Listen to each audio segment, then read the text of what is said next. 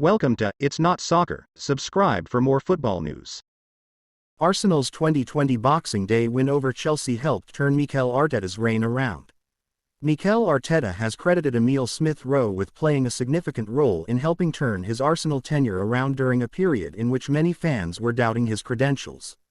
The Gunners were in the midst of a 56-day winless run back in December 2020, a period during which Arsenal suffered a succession of embarrassing home defeats against Aston Villa, Wolves and Burnley and Manchester City in the Carabao Cup.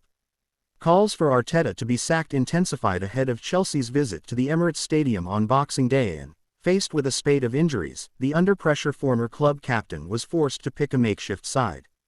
In the absences of Pierre-Emerick Aubameyang and Willian, youngsters Gabriel Martinelli, Bukayo Saka and Smith-Rowe, making his first Premier League start, all starred in a 3-1 victory that set the tone for what was to follow. There was a huge wall. It was really difficult for them, said Arteta, reflecting on one of the most testing periods of his tenure. That game came at a really important moment.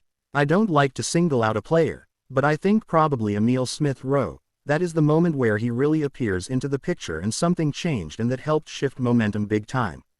It has still taken another 2 years and significant investment for Arteta to produce a side capable of challenging the domestic elite on a consistent basis.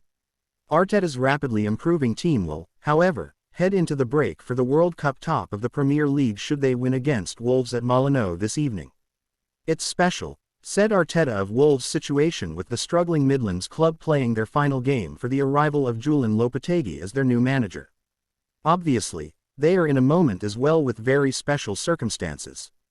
I think Steve has done a really good job looking at the games they have played.